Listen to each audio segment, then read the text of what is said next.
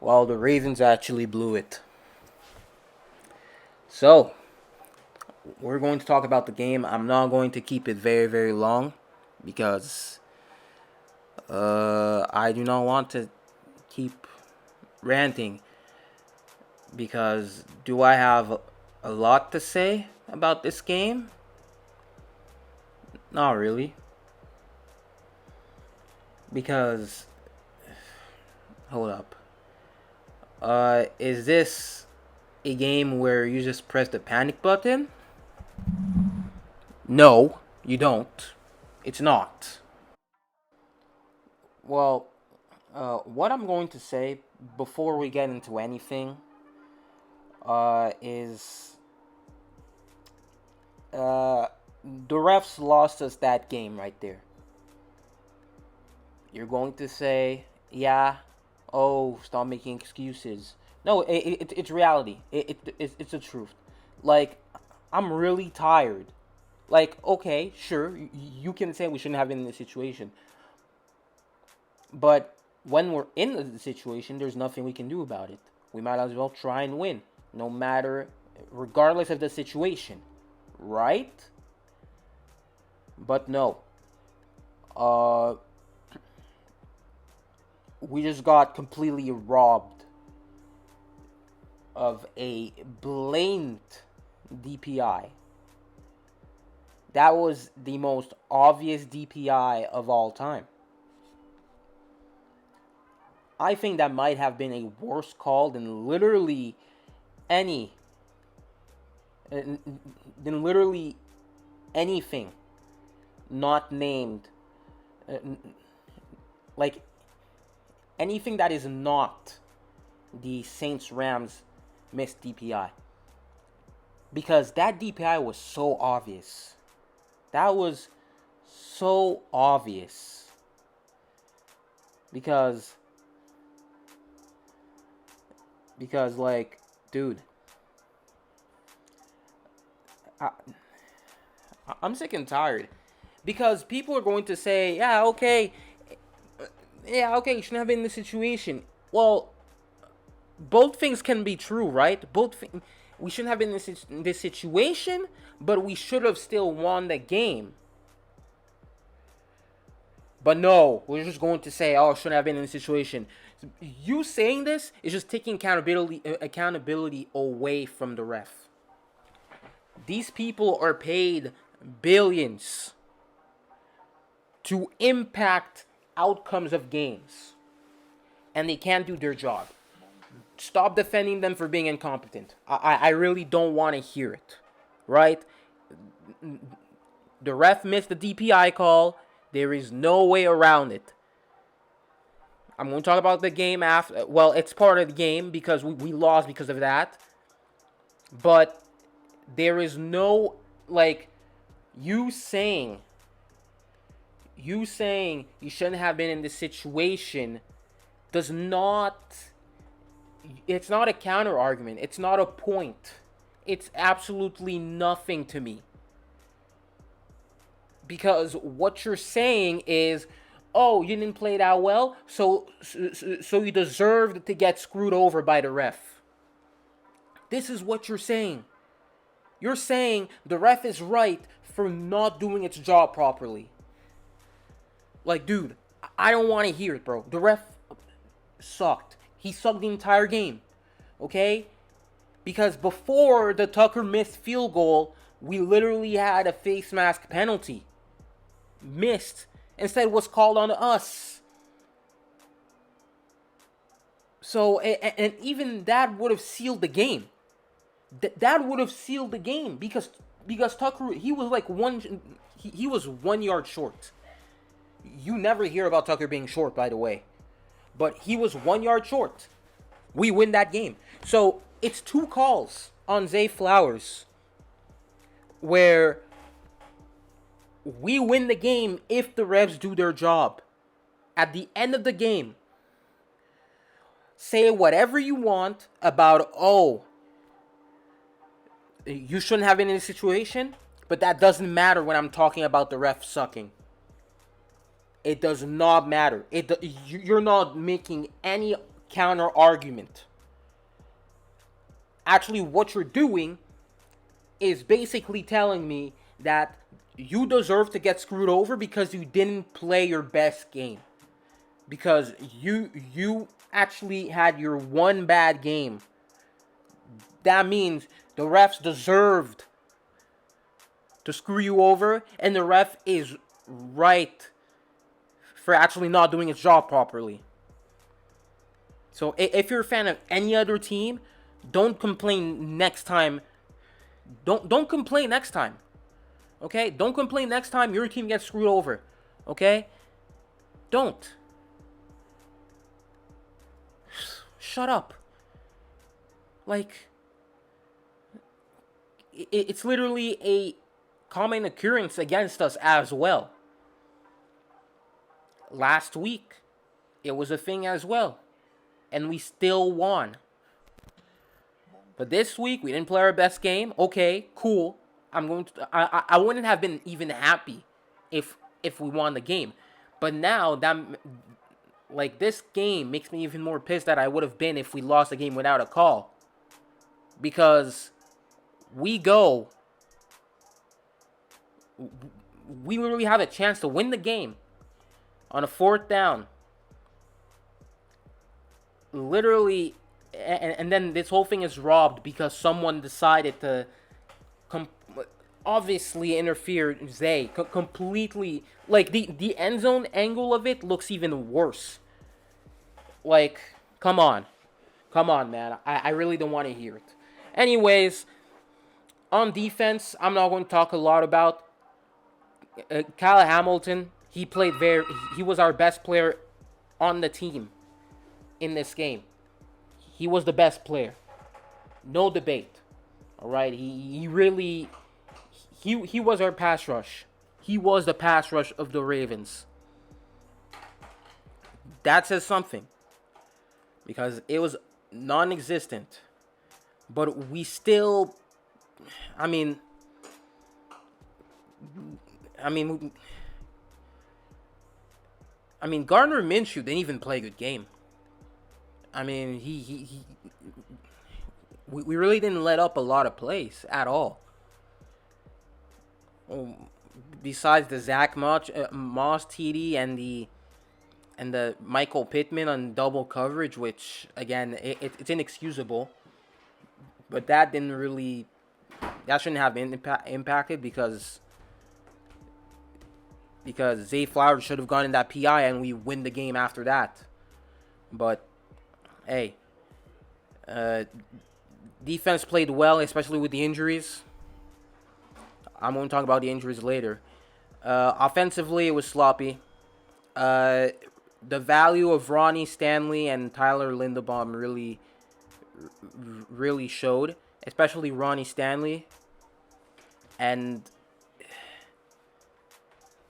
games like these are why I absolutely despise the people who say who try and discredit Stanley because he has an injury history. Because he gets injured, he's not that valuable to the Ravens. Oh, and go trade him, cut him, because he's making a lot of money and he's been injured off of freak injuries. But when he's been on the field, he's been one of the best tackles in the league. Like, what kind of logic is that? Because you're going to go and then say get rid of Stanley, and literally replace with what? You're going to say Mikari? We haven't found, we are not close to a Ronnie Stanley replacement anytime soon. Come on, man. Come on. Like, miss me with that BS, bro. Hopefully that discourse about Stanley missing games and not being elite because of it. Like, dude, staying healthy is not an ability. The best ability is availability BS phrase is not something you tell professional athletes. That's literally something you tell a kid in a high school when you're the coach and he's and he's that good player on your team, and you're telling him the best ability is your availability, so that he doesn't go around and get in trouble, go to class, so that he doesn't have to get kicked off of the team, because without him, it would hurt the team. So, I mean,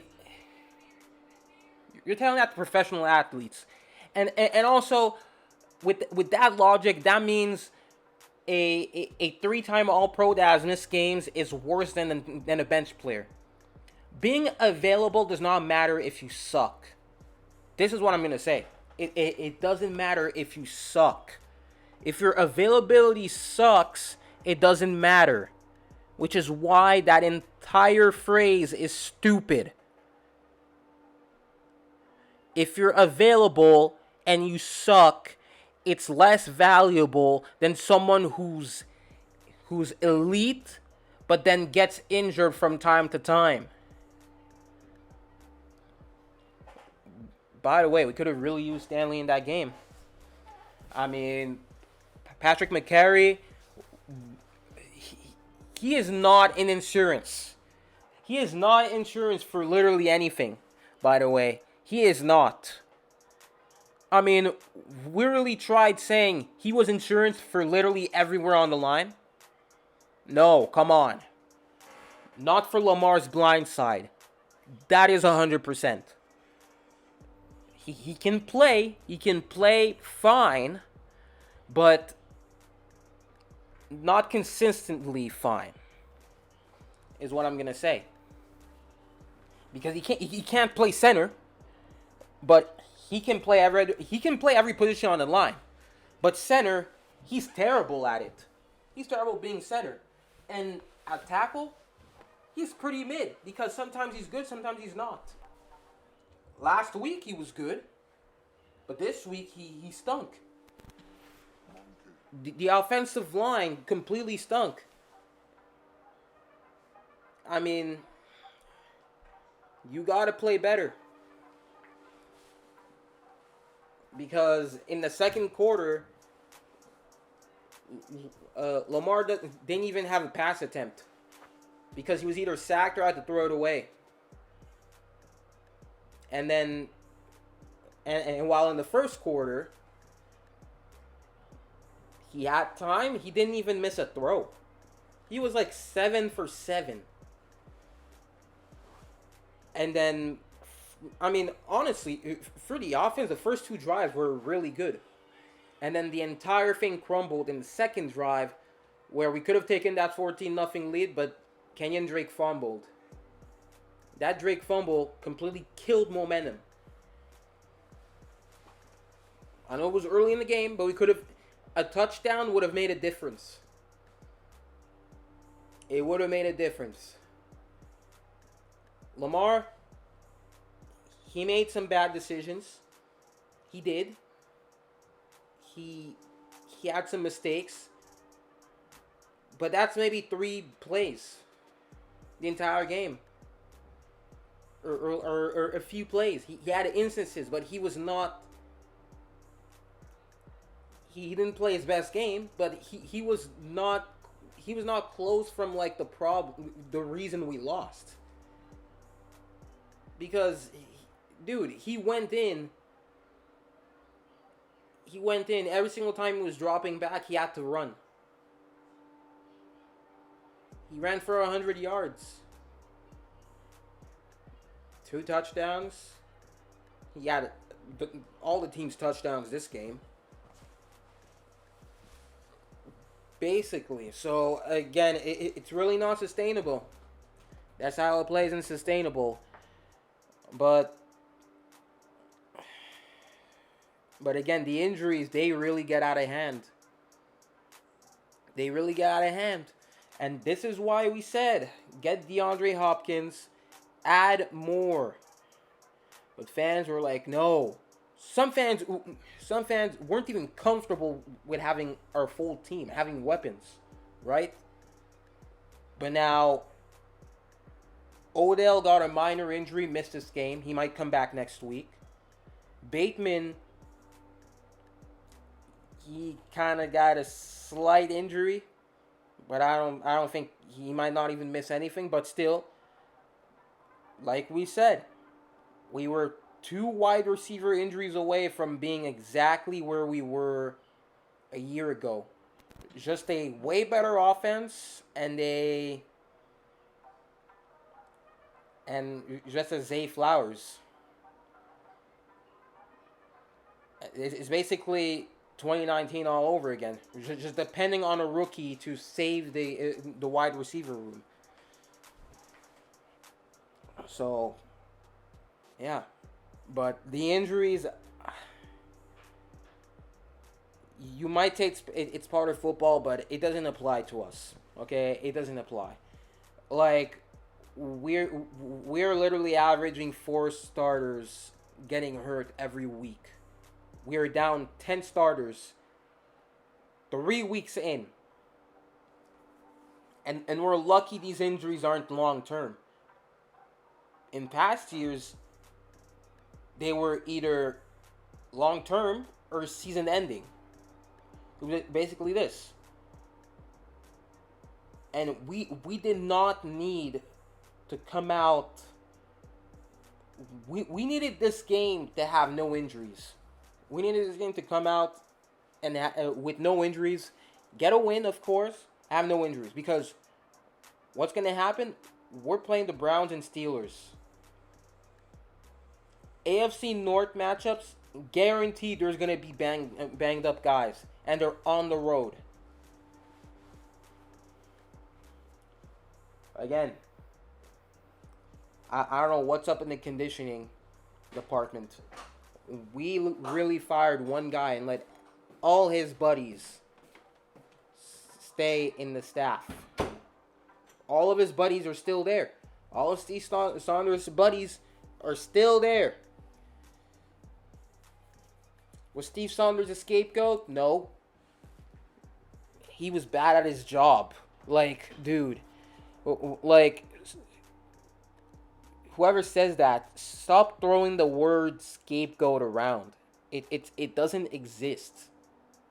It does exist, but it does not apply for these people. This is what I'm saying. Like, and again, if you have the entire team play this sloppy, you got to look back at coaching. What people don't understand is this, right? Coaching is not only, oh, you do this, you do that, you do this, you do that. It's about preparing your players to play the game. And it always seems like John Harbaugh against teams like these, teams we are supposed to beat, he prepares them poorly. But then against a good teams,